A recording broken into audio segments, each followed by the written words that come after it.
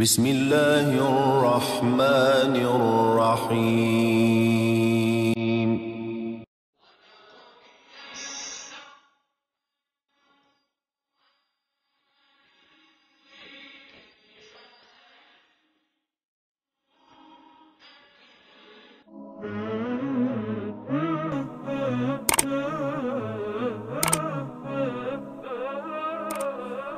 الحمد للہ رب العالمین والصلاة والسلام علی رسولہ الکریم وبعد۔ آج اللہ کے فضل و کرم سے دورہ ترجمہ و تفسیر قرآن رمضان المبارک 2020 میں جاری و ساری ہے۔ اس کے اندر سورۃ العنکبوت پڑھنے جا رہے ہیں۔ سورۃ العنکبوت اللہ تعالیٰ کی توحید کے اس بات کے دلائل پر اور شرک کے رد کے دلائل پر مشتمل بڑی عظیم الشان سورہ مبارکہ ہے۔ ہجرت سے پہلے مکہ مکرمہ میں مسلمانوں پر بڑے سخت حالات تھے، دن رات ان کو ستایا جاتا، بڑی تکلیفیں دی جاتی۔ تو اللہ ذوالجلال والاکرام نے اس ضمن میں اس موقع پر یہ سورت مبارکہ نازل فرما کر ان کے حالات بھی جہاں ذکر کیے، ساتھ ساتھ کچھ واقعات ذکر کر دیے، ساتھ ساتھ توحید کے زبردست دلائل ذکر فرما دیے، اور مسلمانوں کو حوصلہ بھی اللہ ذوالجلال والاکرام نے ساتھ ساتھ دیا۔ اس قسم کے اہم موضوعات پر مشتمل یہ سورہ مبارکہ ہے۔ اعوذ باللہ من الشیطان الرجیم، بسم اللہ الرحمن الرحیم۔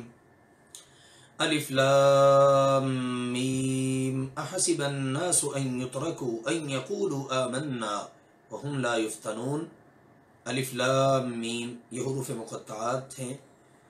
فرمایا کیا لوگوں نے گمان کر لیا ہے کہ وہ اسی پر چھوڑ دیے جائیں گے کہ وہ کہہ دیں ہم ایمان لائے اور انہیں آزمایا نہیں جائے گا؟ یقیناً ان کی آزمائش ہوگی۔ جو بھی داخلہ لے لے گا اسلام میں، ایمان میں، پھر اللہ تعالیٰ اس کا امتحان لے گا، اس کی جانچ پڑتال ہوگی کہ کیا وہ اپنے دعوی ایمان میں سچا ہے یا جھوٹا ہے۔ تو چونکہ اس وقت مسلمان بڑے آزمائشوں والے دور سے گزر رہے تھے، ستائے جا رہے تھے، تکلیفیں دی جا رہی تھی، جسمانی طور پر، جانی طور پر، مالی طور پر بڑی مشکلات کا سامنا تھا۔ سیدنا سعد بن ابی وقاص رضی اللہ تعالی عنہ بیان کرتے ہیں کہ میں نے پوچھا یا رسول اللہ صلی اللہ علیہ وسلم، لوگوں میں سب سے سخت آزمائش کن کی ہوتی ہے؟ تو نبی اکرم صلی اللہ علیہ وآلہ وسلم نے فرمایا سب سے زیادہ سخت آزمائش انبیاء کی ہوتی ہے، پھر صالحین، پھر لوگوں میں سے جو افضل ہو، پھر جو اس کے بعد افضل ہو۔ آدمی کی آزمائش اس کے دین کے حساب سے ہوتی ہے۔ اگر اس کے دین میں مضبوطی ہو تو اس کی آزمائش میں اضافہ کر دیا جاتا ہے، اور اگر اس کے دین میں نرمی ہو تو اس سے تخفیف کر دی جاتی ہے، اور آدمی کی آزمائش جاری رہتی ہے حتیٰ کہ وہ زمین پر اس حال میں چلتا پھرتا ہے کہ اس پر کوئی گناہ باقی نہیں رہتا۔ لہذا اگر کبھی اللہ کے دین کی خاطر آزمائشیں آئیں تو ان پر پریشان نہیں ہونا چاہیے۔ اصل میں اللہ ذوالجلال والاکرام اس کو گناہوں سے پاک کر رہا ہے۔ جامع ترمذی مسند احمد میں حدیث موجود ہے۔ اللہ تعالیٰ نے فرمایا بلا شبہ یقیناً ہم نے ان لوگوں کی آزمائش کی جو ان سے پہلے تھے۔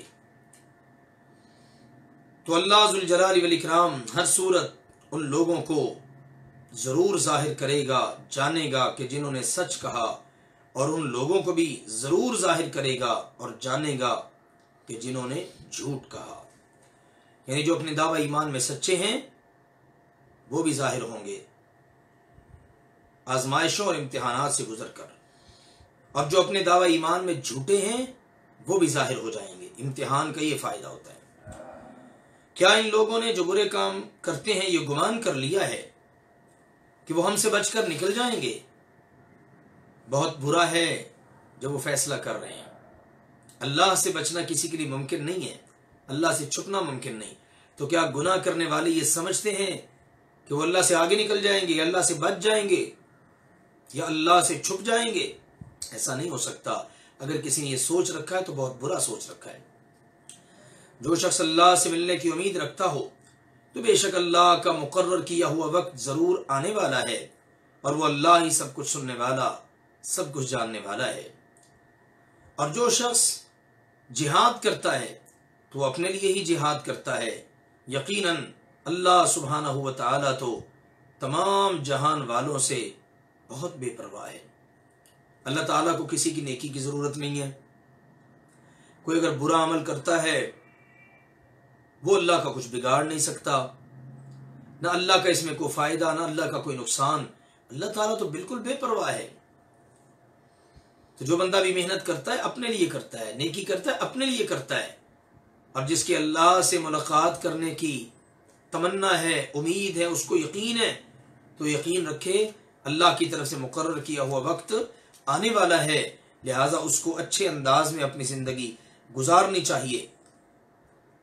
اللہ کے پیارے نبی اکرم صلی اللہ علیہ وآلہ وسلم نے بتایا کہ اللہ ذوالجلال والاکرام نے فرمایا ہے، ایک طویل حدیث ہے صحیح مسلم میں، اللہ فرماتا ہے کہ میرے بندو، اگر تمہارے پہلے، تمہارے پچھلے، تمہارے انسان، تمہارے جن، سب تم میں سے ایک ایسے آدمی جیسے ہو جائیں جو تم میں سے سب سے زیادہ پرہیزگار ہے، تو اس سے اللہ کی بادشاہت میں، اللہ فرماتا ہے میری بادشاہت میں کچھ اضافہ نہیں ہوگا۔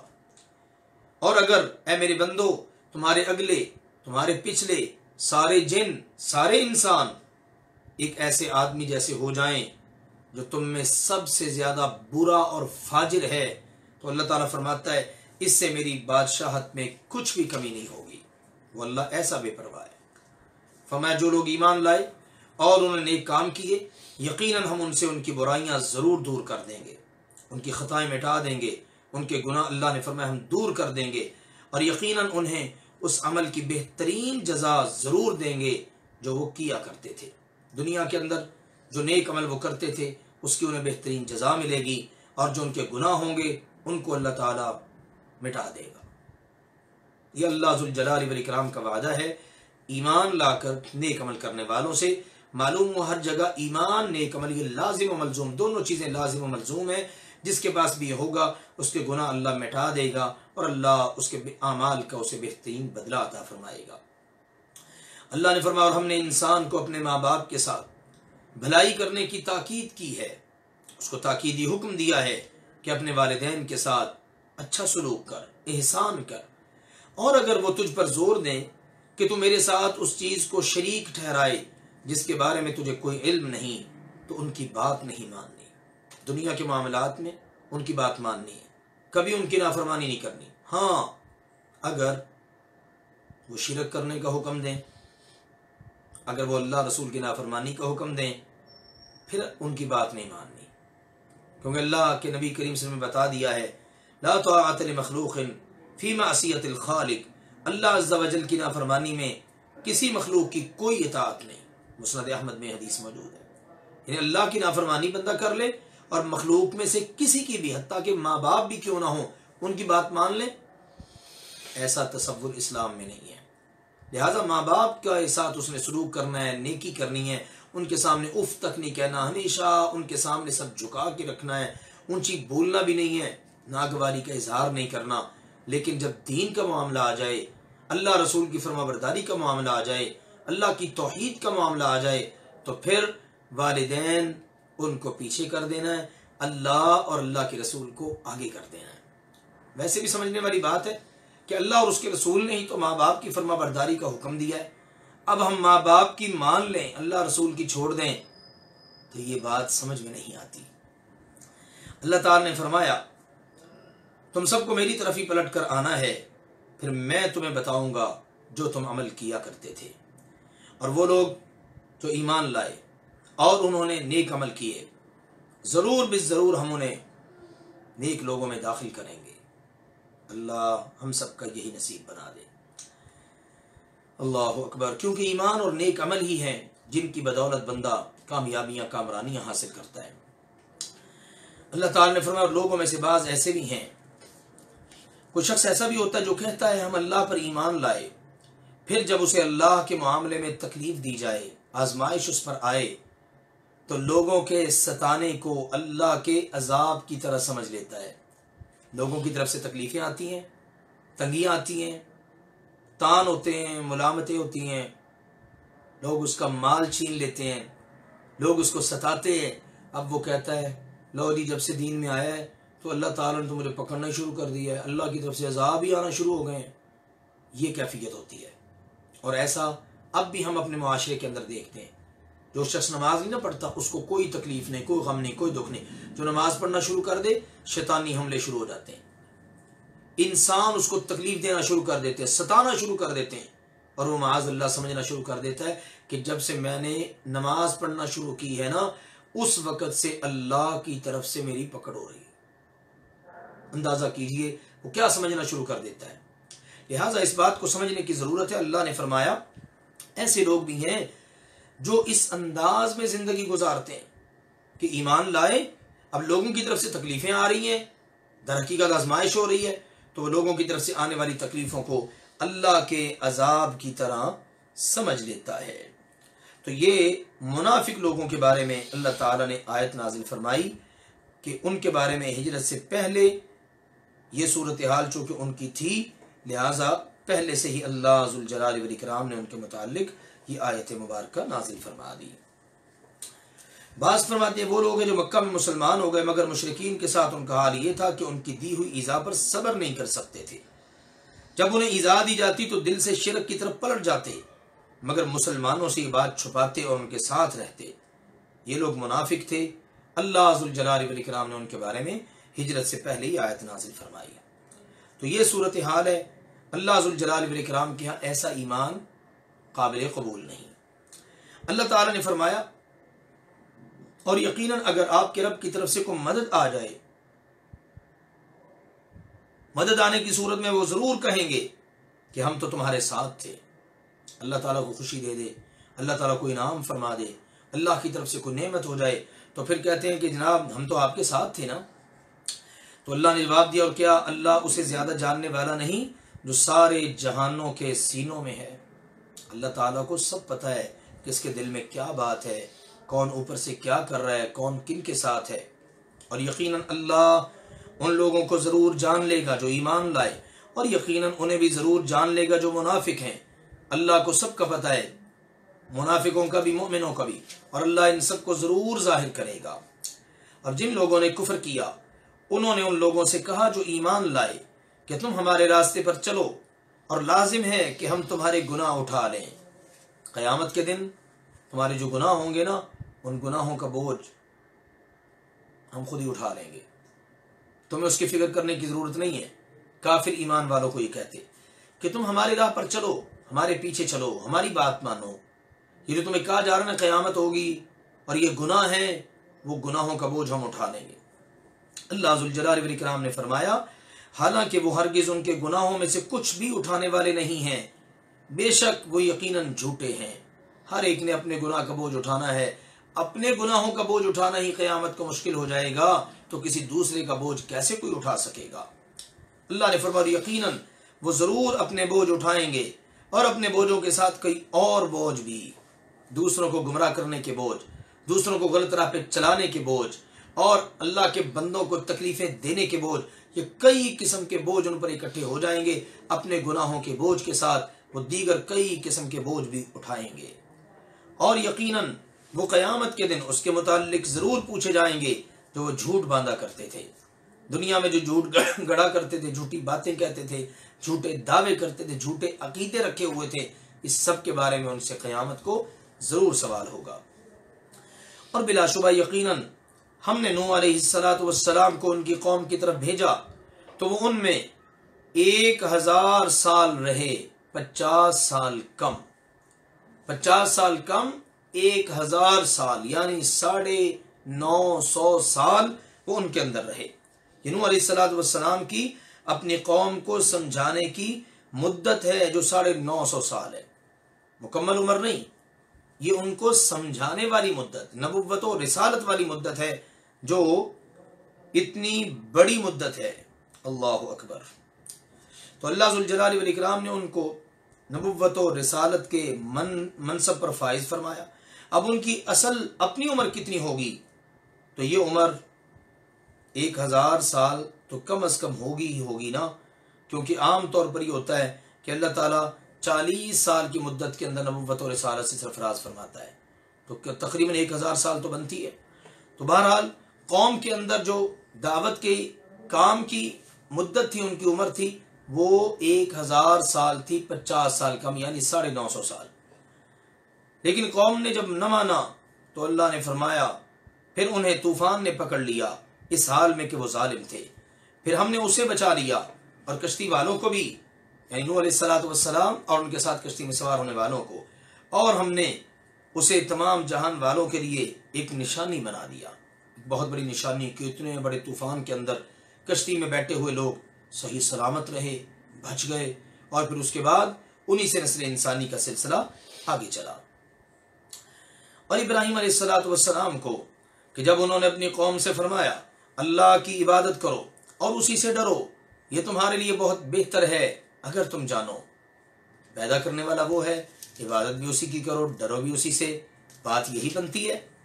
سنو، در حقیقت اللہ کے علاوہ جن کی تم عبادت کرتے ہو وہ تو بت ہیں، اور جن بتوں کو تم پوجتے ہو نا، در حقیقت یہ تم نے سراسر جھوٹ گھڑ رکھا ہے، بالکل ٹوٹل جھوٹ ہے، اس کی حقیقت ہی کوئی نہیں ہے۔ یقین جانو اللہ ذوالجلال والاکرام کو چھوڑ کر جن کی تم عبادت کرتے ہو وہ تمہارے لیے کسی قسم کے رزق کے مالک نہیں ہیں، سو تم اللہ کی بارگاہ میں ہی رزق تلاش کرو اور اسی کی عبادت کرو اور اسی کا شکر ادا کرو، اسی کی طرف تم سب کو لوٹایا جائے گا۔ کتنے شاندار انداز میں دعوت دی، اور یہ بات واضح کر دی کائنات میں کوئی بھی ہے اللہ کے علاوہ کوئی بھی ایسا نہیں ہے جو ایک ذرے کا بھی مالک ہو۔ تو جب رزق کا کسی کے پاس اختیار ہی نہیں ہے تو پھر کسی سے ڈرنے کی ضرورت کیا ہے، اور پھر اللہ کو چھوڑ کر کسی کی عبادت کی ضرورت کیا ہے؟ جب اس کے بس میں ہی کچھ نہیں ہے تو پھر اس کو پوجا کیوں جاتا ہے؟ پوجو اس کو جس کے بس میں سب کچھ ہے۔ اور فرمایا اور اگر تم جھٹلاؤ تو تم سے پہلے کئی امتیں جھٹلا چکی ہیں۔ یہ نبی اکرم صلی اللہ علیہ وآلہ وسلم سے بات کہلوائی گئی مکہ والوں کو کہ مکہ والوں، اگر تم یہ ساری باتیں سننے سمجھنے کے باوجود بھی جھٹلاؤ تو تم سے پہلے بہت ساری امتیں جھٹلا چکی ہیں، اور دیکھو پھر ان جھٹلانے والوں کا انجام کیسا ہوا۔ اور فرمایا اور رسول کی ذمہ تو کھلم کھلا پہنچا دینے کے سوا کچھ نہیں، رسول کا کام ہے ہمارا پیغام پہنچا دینا، آگے قوموں کا کام ہے مانے نہ مانے، مانیں گی تو کامیاب، نہ مانیں گی تو اپنے انجام کی ذمہ دار خود ہوں گی۔ کیا ان لوگوں نے دیکھا نہیں کہ اللہ تعالیٰ کس طرح مخلوق کی ابتدا کرتا ہے پھر اسے دوبارہ پیدا کرے گا؟ بے شک یہ کام اللہ تعالیٰ پر بہت ہی آسان ہے۔ فرما دیجئے زمین میں چلو پھرو، پھر دیکھو کیسے اس اللہ نے مخلوق کو پہلی مرتبہ پیدا کیا، پھر وہ اللہ ہی ہے جو دوسری پیدائش کے وقت آخرت میں ان کو پیدا کرے گا۔ سبحان اللہ، یعنی اللہ ذوالجلال والاکرام آخرت میں ان کو دوبارہ پیدا کرے گا۔ کون اللہ؟ جس اللہ نے اس دنیا میں پہلی مرتبہ ان کو پیدا کیا ہے۔ کائنات کے اندر چل پھر کر دیکھ لو کتنی اللہ کی مخلوق ہے، کیسے کیسے پیدا ہو رہی ہے، اور دن بدن مخلوق میں اضافہ ہوتا جا رہا ہے۔ تو جو اللہ اس دنیا کے اندر پہلی مرتبہ مخلوق کو پیدا کر سکتا ہے، وہ اللہ قیامت کے دن بھی ان سب کو دوبارہ پیدا کرنے پر پوری طرح قادر ہے، کیونکہ بے شک اللہ سبحانہ و تعالی ہر چیز پر ہمیشہ سے پوری طرح قادر ہے۔ وہ جسے چاہے گا عذاب دے گا اور جس پر چاہے گا رحم فرمائے گا، اور اسی کی طرف تم سب لوٹائے جاؤ گے۔ اور تم زمین میں عاجز کرنے والے نہیں ہو، بے بس کرنے والے نہیں ہو، بھاگ جانے والے چھپ جانے والے نہیں ہو، اور نہ ہی آسمان میں، نہ آسمان میں نہ زمین میں تم اللہ کو عاجز کرنے کا تصور بھی نہ کرو، اور اللہ کے علاوہ تمہارا نہ کوئی دوست ہے اور نہ کوئی مددگار۔ اور وہ لوگ جنہوں نے اللہ کی آیات اور اللہ کی ملاقات کے ساتھ کفر اور انکار کیا اس کا، یہی لوگ اللہ نے فرمایا میری رحمت سے مایوس ہیں، اور انہی لوگوں کے لیے دردناک عذاب ہے۔ یہ باتیں سیدنا ابراہیم علیہ السلام نے اپنی قوم سے کی جب ابتدا میں کہ تمہارا معبود صرف ایک ہی ہے، اسی کی عبادت کرو، اسی کا تقوی اختیار کرو، اسی سے رزق مانگو، پلٹ کے اسی کے پاس جانا ہے، پیدا اسی نے کیا، یہ سب باتیں۔ اب سنیے گا بات، جواب ان کا اللہ نے فرمایا پس ان کی قوم کا جواب اس کے سوا کچھ نہ تھا کہ انہوں نے کہا اس کو قتل کر دو یا اس کو جلا دو۔ چنانچہ جلانے کے لیے انہوں نے ابراہیم علیہ السلام کو آگ میں پھینکا، تو اللہ نے ان کو آگ سے نجات عطا فرما دی. بے شک اس میں ایمان والے لوگوں کے لیے بڑی نشانیاں اور بڑے سبق موجود ہیں. اور فرمایا ابراہیم علیہ السلام نے در حقیقت اللہ کے علاوہ جو تم نے بت بنا رکھے ہیں یہ تمہاری آپس کی جو محبت ہے نا یہ صرف دنیا کی زندگی میں ہے.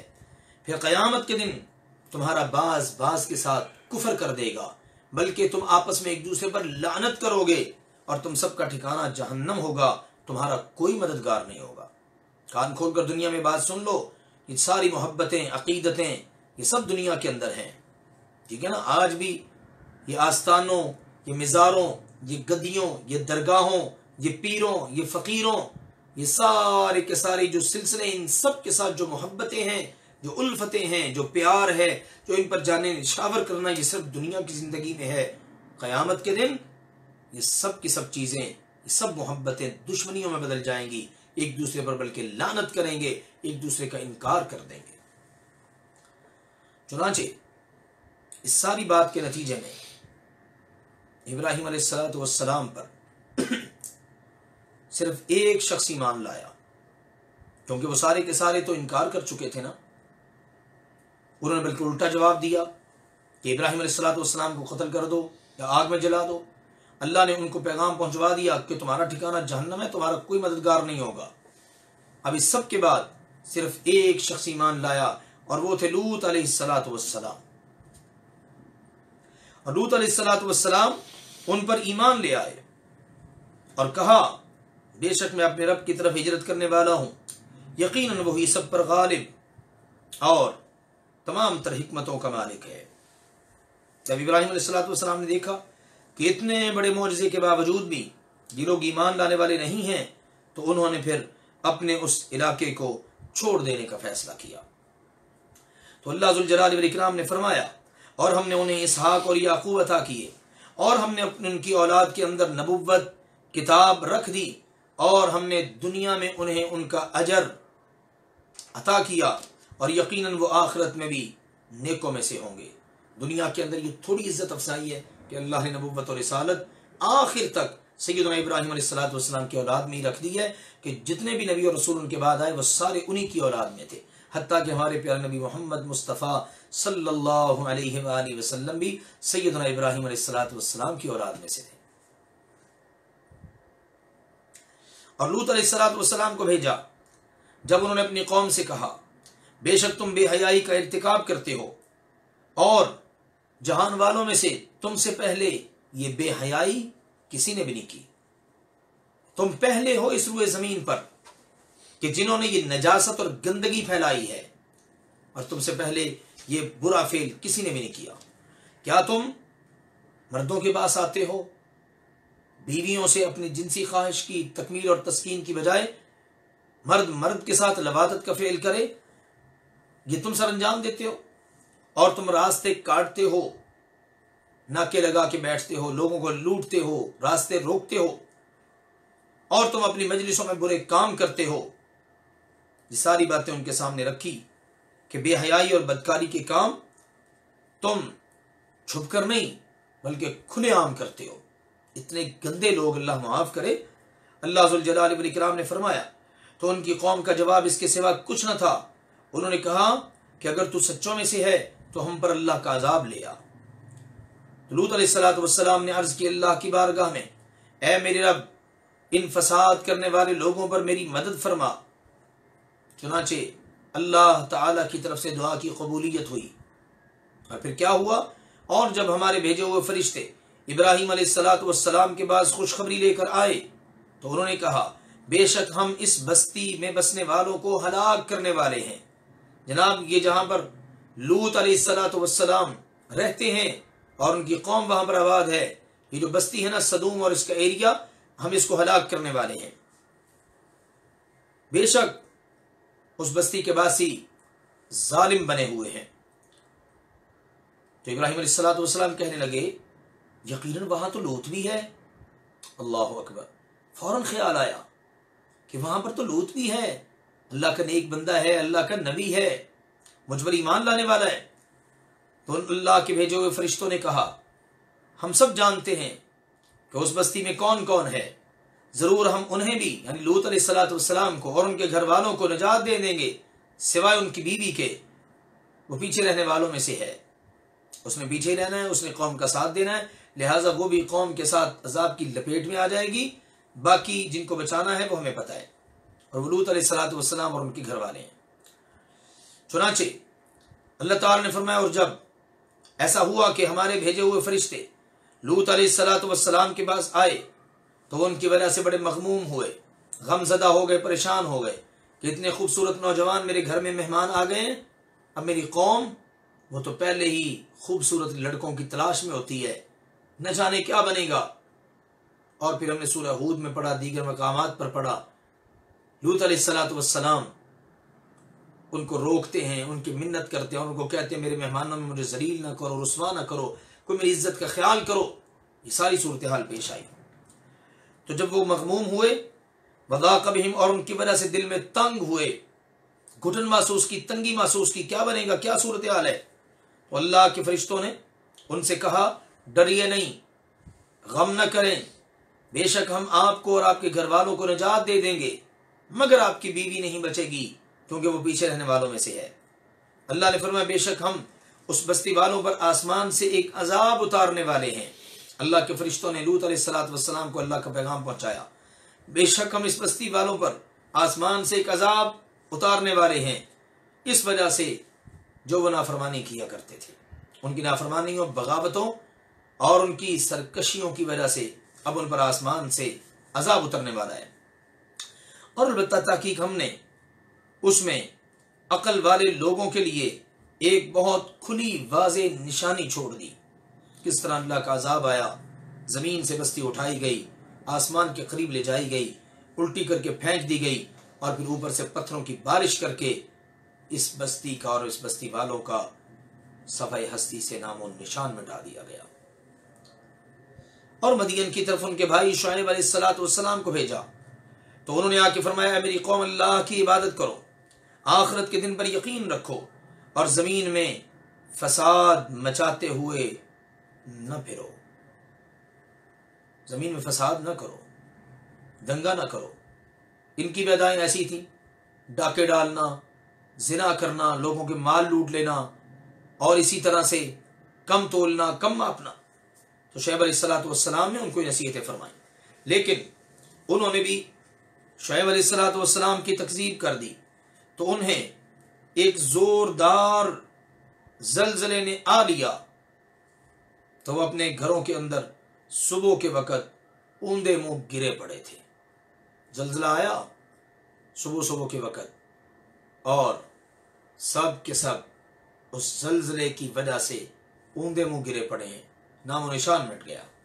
اور قوم عاد اور قوم سمود، اور یقیناً تمہارے لیے ان کی جگہ بالکل واضح ہیں، تم ان کے پاس سے گزرتے ہو، ان کے مکانوں کے پاس سے، ان کی آبادیوں کے پاس سے، آج تم دیکھتے ہو کھنڈرات موجود ہیں، مکانات موجود ہیں، مکین نہیں ہے۔ مکینوں کا جو حال ہوا ہے اس پر تاریخ گواہ ہے اور قرآن بتا رہا ہے۔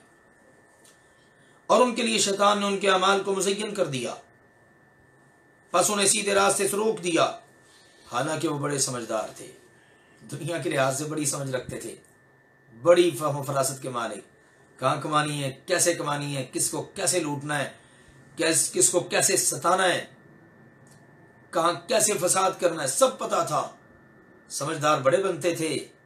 لیکن شیطان نے جب ان کو اللہ کی راہ سے روکا تو شیطان کے چکمے میں آ گئے، اور اللہ سبحانہ و تعالیٰ کے عذاب کی آخر لپیٹ میں آ گئے۔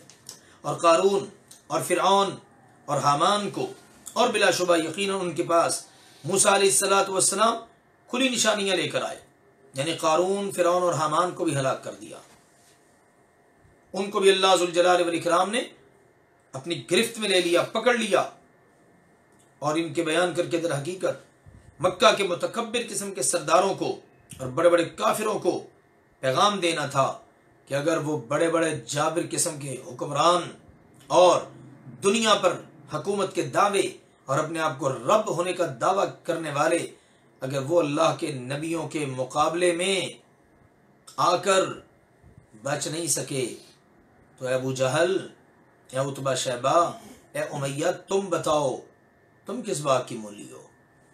یہ ان کو وارننگ دی گئی اور بتا دیا گیا کہ ان قارون، فرعون، حامان کو بھی اللہ ذوالجلال والاکرام نے پکڑا اور دیکھو ان کا انجام کیا ہوا. اور بلا شبہ یقیناً ان کے پاس موسیٰ علیہ السلام کھلی واضح نشانیاں لے کر آئے، لیکن ان سب نے زمین میں تکبر کیا اور وہ بچ کر نکلنے والے نہیں تھے. اللہ کے عذاب سے بچ کر نکل نہیں سکے. فرعون جو دعوے کرتا تھا میں رب ہوں، پانی کے اندر غوطے کھا رہا تھا، اور قارون جو کہہ رہا تھا میرے جیسا ہے ہی کوئی نہیں، اتنے خزانے ہیں میرے پاس، تو دیکھ لیں زمین میں دھنس گیا، اور حدیث کے مطابق قیامت تک دھنستا چلا جائے گا. تو اللہ نے فرمایا ہم نے ہر ایک کو اس کے گناہ کی وجہ سے پکڑ لیا. پھر ان میں سے کوئی تو وہ تھے جن پر ہم نے پتھراؤ والی ہوا بھیجی، پتھر پھینکنے والی ہوا، اس سے مراد قوم عاد ہے کہ جن پر اللہ ذوالجلال والاکرام نے پتھراؤ والی تیز آندھی بھیجی. اور ان میں سے بعض ایسے ہیں کہ جنہیں چیخ نے پکڑ لیا، اس سے مراد قوم ثمود ہے.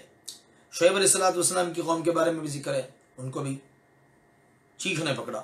بہرحال اور ان میں سے کوئی وہ تھا جسے ہم نے زمین میں دھنسا دیا جیسے قارون. اور ان میں سے بعض وہ ہیں جن کو ہم نے غرق کر دیا جیسے نوح علیہ السلام کی قوم، اور اسی طرح سے فرعون، حامان اور ان کی قوم وغیرہ.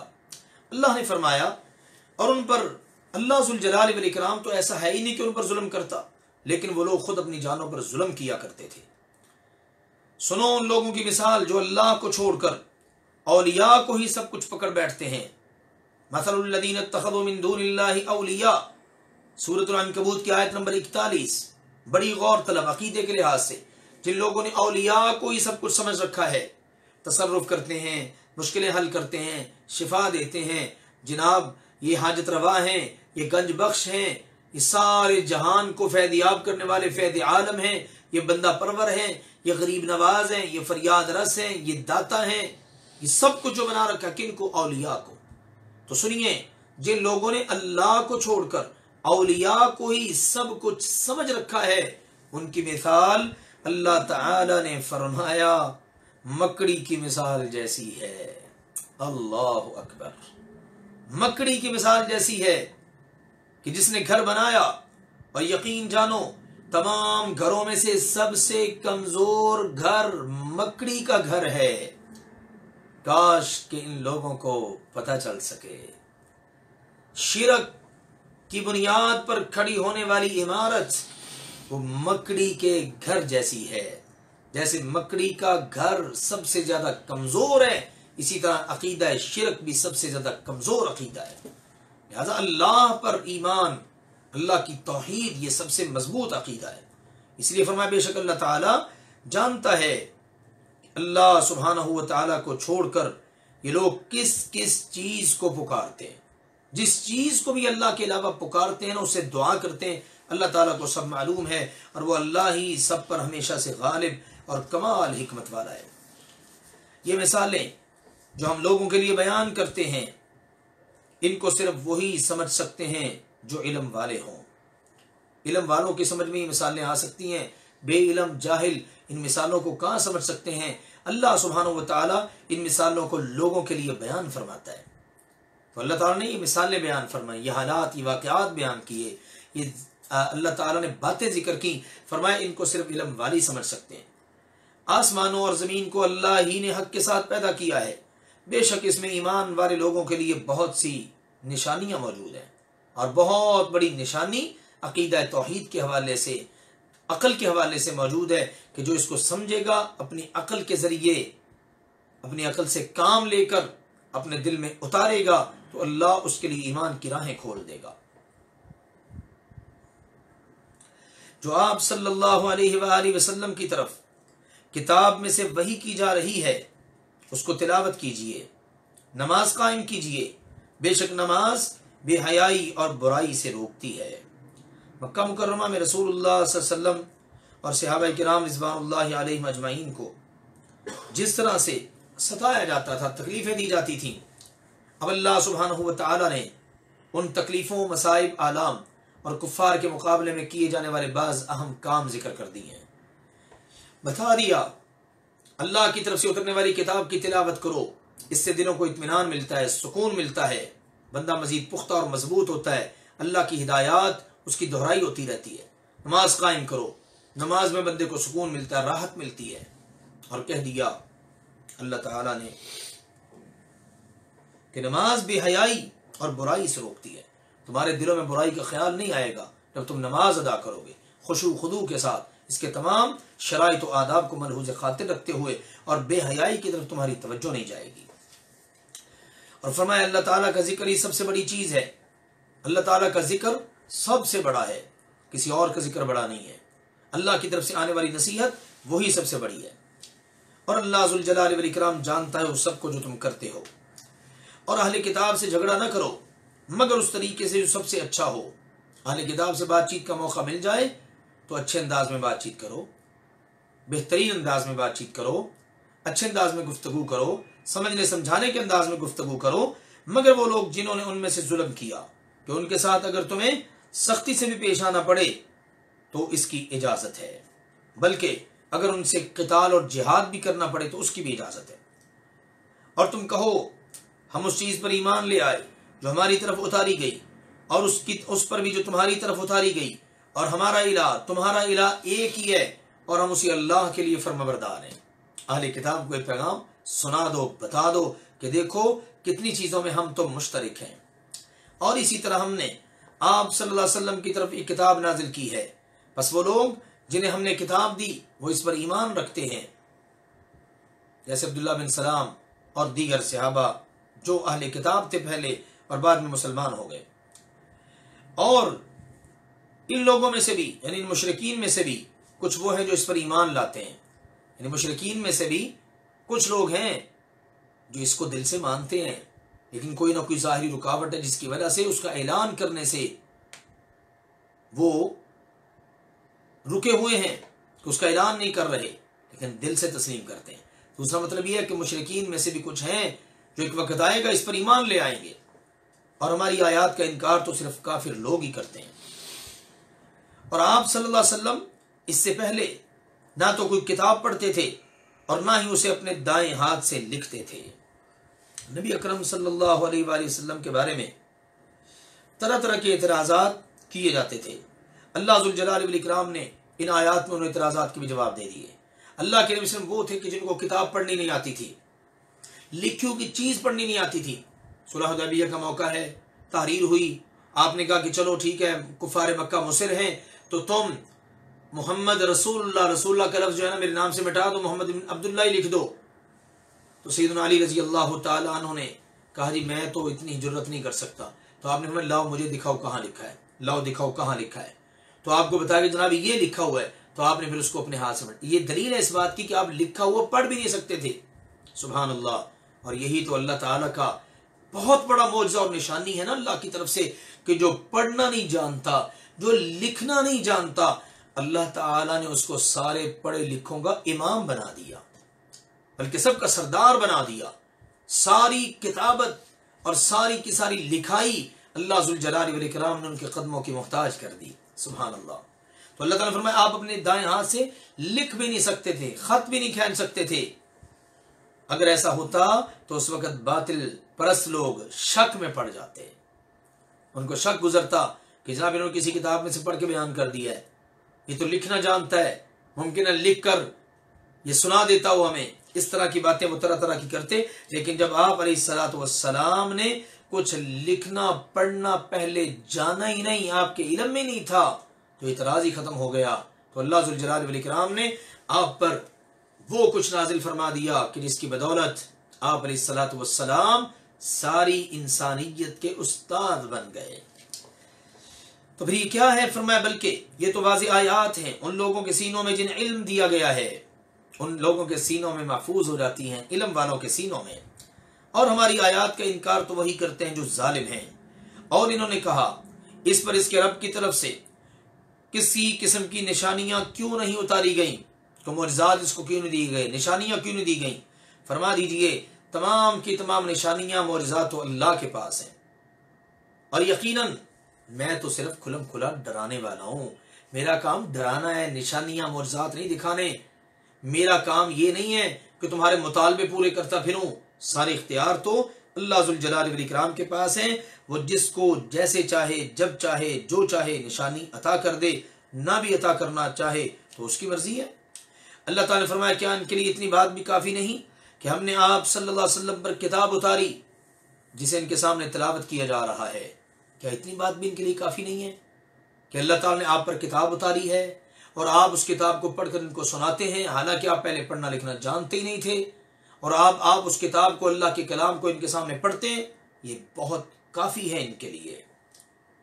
اللہ اکبر۔ رسول اللہ صلی اللہ علیہ وسلم نے فرمایا انبیاء میں سے جو بھی نبی تھا اسے نشانیوں میں سے ایسی نشانیاں دی گئیں جن نشانیوں کو دیکھ کر ان پر آدمی ایمان لائے، اور مجھے جو نشانی دی گئی ہے وہ صرف وہی ہے جو اللہ تعالیٰ نے میری طرف وہی فرمائی، اس لیے میں امید کرتا ہوں کہ قیامت کے دن میری پیروی کرنے والے ان سب سے زیادہ ہوں گے، آپ کی امت تمام امتوں سے زیادہ ہوگی۔ اللہ نے فرمایا ان کے سامنے جو پڑھی جاتی ہے، یعنی قرآن ان کے سامنے پڑھ کر سنایا جاتا ہے، اور اب یہ قرآن بذات خود اللہ کی طرف سے ایک بہت بڑا معجزہ ہے اور قیامت تک کے لیے معجزہ ہے۔ فرمایا بے شک اس میں یقیناً ان لوگوں کے لیے بڑی رحمت اور نصیحت ہے جو ایمان لاتے ہیں، ایمان والوں کے لیے اللہ کے اس کلام میں بڑی نصیحت ہے، اور جو اس کے مطابق چلتا ہے اس پر اللہ کی رحمتیں ہوتی ہیں۔ فرما دیجئے اللہ میرے درمیان اور تمہارے درمیان بطور گواہ کافی ہے، مجھے کوئی اور گواہ ڈھونڈنے کی ضرورت ہی نہیں ہے، جس اللہ نے مجھے بھیجا ہے وہ میرے تمہارے درمیان بطور گواہ کافی ہے۔ وہ جانتا ہے جو کچھ آسمانوں اور زمین میں ہے، اور وہ لوگ جو باطل پر ایمان لائے اور انہوں نے اللہ کے ساتھ کفر کر دیا، یہی لوگ خسارہ پانے والے ہیں۔ اب ان آخری دو رکوع کے اندر اللہ ذوالجلال والاکرام نے ایک قسم کا پوری صورت کا بھی خلاصہ ذکر کر دیا اور پوری زندگی کا بھی، اور ایسی نصیحتیں فرما دی ہر لحاظ سے کہ کمال ہو گئی۔ فرمایا اور یہ لوگ آپ سے جلدی جلدی عذاب کا مطالبہ کرتے ہیں کہ کیوں نہیں آ جاتا عذاب، آ جائے نا جلدی، دیر کیوں ہو رہی ہے؟ اللہ نے فرمایا اور اگر ایک وقت مقرر نہ ہوتا تو ان پر عذاب ضرور آ چکا ہوتا، اور وہ یقیناً ضرور بالضرور ان پر اچانک آئے گا کہ انہیں پتہ بھی نہیں چلے گا۔ یہ لوگ آپ کے ساتھ عذاب کی جلدی مچا رہے ہیں، اور یقیناً جہنم کافروں کو گھیرنے والی ہے۔ جس دن عذاب ان کو ان کے اوپر سے اور ان کے نیچے سے ان کو ڈھانپ لے گا، اور کہا جائے گا، اللہ فرمائے گا اپنے اعمال کے بدلے میں اب اس عذاب کا مزہ چکھو۔ اللہ ایسے برے انجام سے ہم سب کو اپنی پناہ میں رکھے۔ حکم ہوگا، بلکہ اللہ کی طرف سے حکم ہوا، اے میرے وہ بندو جو ایمان لائے ہو، یقیناً میری زمین بہت وسیع ہے، میری زمین بڑی وسیع ہے، بس تم سب میری ہی عبادت کرو۔ مکہ مکرمہ کے اندر زمین تنگ کر دی گئی، اب اللہ تعالیٰ کی طرف سے پیغام ملا کہ اللہ کی زمین بڑی وسیع ہے، جدھر مرضی نکل جاؤ۔ اللہ کی قدرت، طابہ، طیبہ، مدینہ منورہ، پاک سرزمین، مسلمانوں کے لیے اللہ تعالیٰ نے اس کے دروازے کھلوا دیے، اور وہاں پر بڑی آسانی سے، بڑے سکون سے مسلمان اللہ کی عبادت کرتے رہے۔ اور آج تک وہ مدینہ ہی نہیں بلکہ وہ مکہ بھی جو نبی کریم صلی اللہ علیہ وسلم نے جس کو فتح کیا اور جہاں سے آپ ہجرت کر کے گئے تھے، آج وہ دونوں جگہیں مسلمانوں کی پیشانیوں کے مرکز بن چکے ہیں، اور مسلمان ان کو اپنی پیشانیاں وہاں پر رکھ کر اللہ کی عبادت کر کے ان کو آباد کرتے ہیں، اور جتنی بڑی تعداد میں انسان مسلمان وہاں جمع ہوتے ہیں دنیا میں کہیں جمع نہیں ہوتے۔ اللہ نے فرمایا ہر ایک جان نے موت کو چکھنا ہی چکھنا ہے، پھر تم سب کو ہماری طرف لوٹایا جائے گا، اور وہ لوگ جو ایمان لائے اور انہوں نے نیک عمل کیے، ہم ضرور بالضرور انہیں جنت کے اونچے گھروں میں جگہ دیں گے جن کے نیچے نہریں بہتی ہیں، ان میں وہ ہمیشہ ہمیشہ رہنے والے ہیں۔ یہ ان نیک عمل کرنے والوں کا بہت ہی اچھا بدلہ ہے کہ جنہوں نے صبر کیا اور اپنے رب پر وہ توکل کرتے ہیں۔ توکل کرنے والے، صبر کرنے والے، ایمان لا کر نیک عمل کرنے والے، ان کا یہ خوبصورت انجام ہے۔ اللہ ذوالجلال والاکرام ہم سب کو بھی انہی خوش نصیبوں میں شامل فرما لے۔ اور کتنے ہی چلنے والے جاندار ہیں جو اپنا رزق اٹھائے نہیں پھرتے، اللہ انہیں بھی رزق دیتا ہے اور تمہیں بھی۔ سبحان اللہ، کتنی مخلوق ہے اللہ کی جو رزق اٹھائے نہیں پھرتی، کمانے کے لیے نہیں نکلتی۔ انسان کو سمجھایا جا رہا ہے انسان تجھے بھی رزق اللہ دیتا ہے، ان کو بھی رزق اللہ دیتا ہے، اپنے رزق کی فکر چھوڑ، اپنی زندگی کے مقصد کو پورا کرنے کی کوشش کر، اور زندگی کا سب سے بڑا مقصد یہ ہے اللہ کی توحید تسلیم کر کے بس اسی کی عبادت کر۔ اس لیے اللہ تعالیٰ نے فرمایا رزق کا ذمہ اللہ کا ہے، ان سب جانداروں کو بھی رزق اللہ دیتا ہے اور تمہیں بھی اللہ ہی دیتا ہے، اور وہ ہمیشہ سے سب کچھ سننے والا، سب کچھ جاننے والا ہے۔ اور اگر آپ ان سے سوال کریں مکہ والوں سے، آسمانوں اور زمین کو کس نے پیدا کیا ہے، سورج اور چاند کو کس نے مسخر کیا ہے، تو ضرور بالضرور وہ کہیں گے اللہ نے۔ مانتے ہیں یہ کام اللہ نے کیے ہیں، اللہ ہی کرنے والا ہے۔ پھر ان سے پوچھئے یہ کدھر بہکائے جا رہے ہیں؟ جب ان کی اپنی باری آتی ہے عبادت کے لیے بھی، جب سب کچھ کیا اللہ نے تو عبادت بھی تو اسی کی کرو نا، لیکن جب عبادت کی باری آتی ہے تو اللہ کے ساتھ اوروں کو شریک بناتے ہیں۔ سنو، اللہ ہی وہ ذات ہے اپنے بندوں میں سے جس کے لیے چاہتا ہے رزق کو فراخ کر دیتا ہے، اور جس کے لیے چاہتا ہے تنگ کر دیتا ہے۔ بے شک اللہ تعالیٰ ہر چیز کو ہمیشہ سے خوب جاننے والا ہے۔ اور اگر آپ ان سے سوال کریں آسمان سے پانی کس نے اتارا ہے، اور پھر اس پانی کے ساتھ مردہ بنجر بے آباد زمین کو کس نے زندہ کیا ہے، تو کہیں گے اللہ نے۔ زمین بے آباد، بنجر، مردہ، آسمان سے بارش ہوئی، اس مردہ زمین کے اندر زندگی ڈالنے والا کون ہے؟ اللہ۔ آسمان سے بارش برسانے والا کون ہے؟ کہیں گے اللہ۔ تو فرما دیجیے آپ تمام تعریفیں بھی اللہ ہی کے لیے ہیں، بلکہ ان میں سے اکثر لوگ عقل سے کام ہی نہیں لیتے، دماغ ان کے کام ہی نہیں کرتے، سمجھتے بوجھتے نہیں۔ اور نہیں ہے یہ دنیاوی زندگی مگر کھیل اور تماشا، ایک دل لگی ہے، وقت گزاری ہے، بس دنیا کی زندگی یہ ہے۔ اس دنیا کی زندگی کے اندر آتا ہے انسان تو انسان اپنے کام دنیا کے پورے کرتا ہے، اور آنے جانے کا سلسلہ جاری ہے۔ لہو وہ چیز جو ضروری کاموں سے دل کو غافل کر دے، یعنی دل لگی، جیسے گانا بجانا وغیرہ۔ لائب کھیل، یعنی اس حقیر دنیا کی زندگی کی حقیقت دل لگی اور کھیل کے سوا کچھ بھی نہیں ہے، ٹھیک ہے نا؟ جس طرح کوئی شخص کچھ وقت کے لیے گا بجا کر اور کھیل کود کر گھر چلا جائے، بالکل یہاں پر ایسی حیثیت ہے اس زندگی کی۔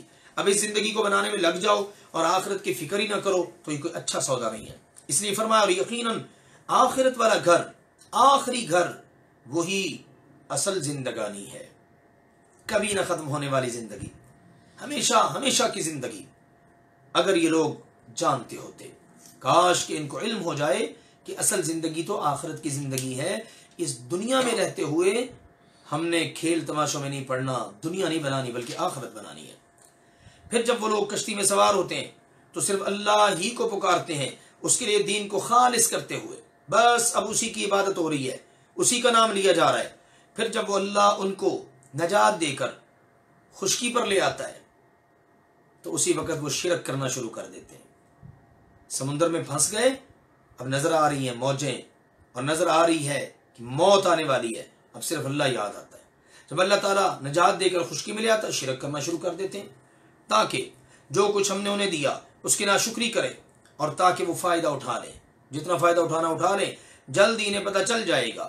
کیا ان لوگوں نے دیکھا نہیں کہ ہم نے حرم کو جائے امن بنا دیا، امن والی جگہ بنا دیا، حرم مکہ کو لوگ احترام کرتے ہیں، جو آ جاتا ہے مکمل امن میں آ جاتا ہے، تو یہ امن والی جگہ اللہ ذوالجلال والاکرام نے حرم کو بنا دیا۔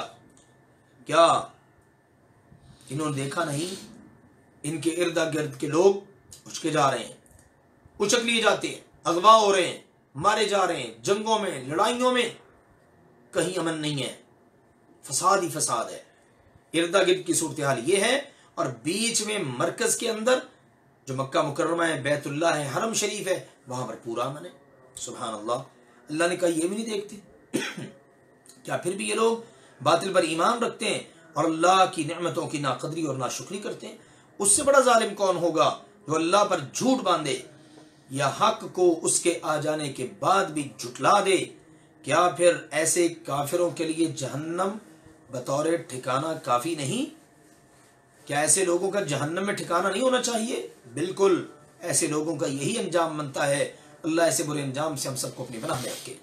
اور سنو، جو لوگ ہماری خاطر کوشش کرتے ہیں، جد و جہد کرتے ہیں، پوری محنت کرتے ہیں کہ ہم نے اپنے اللہ تک پہنچنا ہے، تو اللہ فرماتا ہے ہم ان کے لیے اپنے راستے کھول دیتے ہیں، ہم ان کو اپنے راستے سجھا دیتے ہیں، اپنے راستوں پر چلا دیتے ہیں، اور بے شک اللہ تعالی نیکی کرنے والوں کے ساتھ ہے۔ تو یہ اللہ ذوالجلال والاکرام کی طرف سے تعلیمات اور ہدایات ہیں سورۃ العنکبوت کے اندر، اور یوں خوبصورت پیرائے میں اللہ تعالیٰ نے ان تمام باتوں کو ذکر کیا ہے۔ اللہ ذوالجلال والاکرام سمجھنے اور عمل کرنے کی توفیق عطا فرمائے۔ وآخر دعوانا ان الحمد للہ رب العالمین۔